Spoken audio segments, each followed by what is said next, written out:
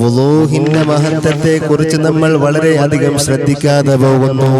അതിന്റെ മഹത്വങ്ങളെ കുറിച്ച് നമ്മൾ ശ്രദ്ധിക്കാതെ പോകുന്നു.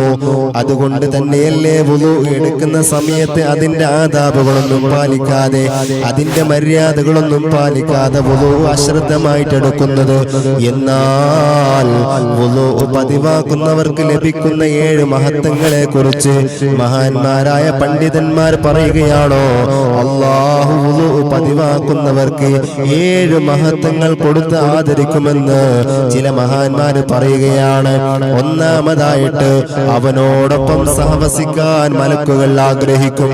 എപ്പോഴും വുളൂ ഓടി നടക്കുന്ന ഒരുത്തനുണ്ടല്ലോ, വുളൂ പതിവാക്കുന്നവരുണ്ടല്ലോ, അവനോടൊപ്പം അല്ലാഹുവിന്റെ മലക്കുകൾ കൂടെ നിൽക്കാൻ ആഗ്രഹിക്കും. എന്നാൽ രണ്ടാമത്തതോ, അവൻ വുളൂ ആയിരിക്കുന്ന സമയത്തെല്ലാം അവനിക്ക് നന്മകൾ എഴുതപ്പെട്ടുകൊണ്ടേയിരിക്കും.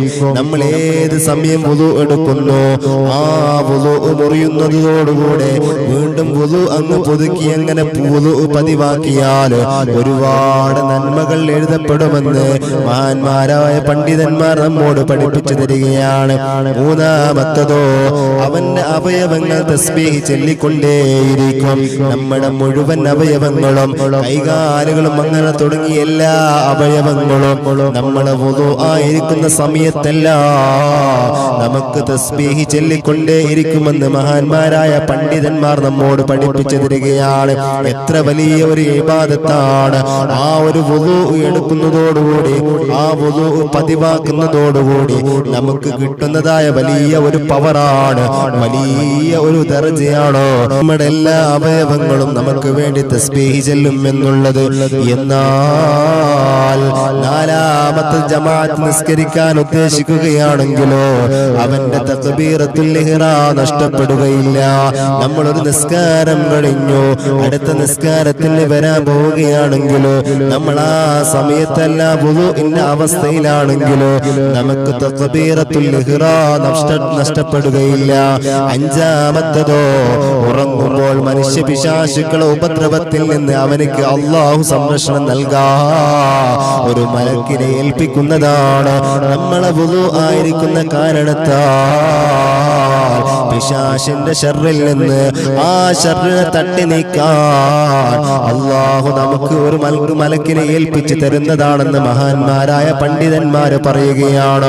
ആറാമത്തതോ, അവനിക്ക് മരണവേദന എളുപ്പമാക്കുന്നതാണോ വുളൂ നിത്യമായിരിക്കുന്നതോടുകൂടി അവൻ ഏത് സമയത്തും വുളൂ ആയിരിക്കുന്നവനാണോ, എന്നാൽ അവന്റെ മരണസമയമുണ്ടല്ലോ, ആ മരണസമയത്തുള്ള വേദനയുണ്ടല്ലോ, അത് വളരെ എളുപ്പമായിരിക്കുമെന്ന് മഹാന്മാരായ പണ്ഡിതന്മാർ പറഞ്ഞു തരികയാണ്. ഏഴാമത്തതോ, അവൻ വുളൂ ആയിരിക്കുന്ന സമയത്തെല്ലാം അല്ലാഹുവിന്റെ സംരക്ഷണത്തിലായിരിക്കും. അതുകൊണ്ട് എന്റെ പ്രിയമുള്ള മുഅ്മിനീങ്ങളെ, നമ്മൾ യാത്ര ചെയ്യുകയാണെങ്കിലും അല്ലെങ്കിൽ വേറെന്തെങ്കിലും വിഷയങ്ങൾ ചെയ്യുകയാണെങ്കിലും നമ്മൾ ഏത് സമയത്താണെങ്കിലും ഇനി വുളൂ മുറിഞ്ഞു പോയാലും നമ്മൾ ആ വുളൂ പുതുക്കാൻ ശ്രദ്ധിക്കണം. കാരണം എന്തെന്നറിയുമോ, ആ വുളൂ ഉണ്ടായിരിക്കുന്ന കാരണത്താൽ അല്ലാഹുവിന്റെ സംരക്ഷണം നമുക്കുണ്ടായിരിക്കുന്നതാണ്. അല്ലാഹുവിന്റെ സംരക്ഷണം ഉണ്ടായിരിക്കുന്നതാണ്.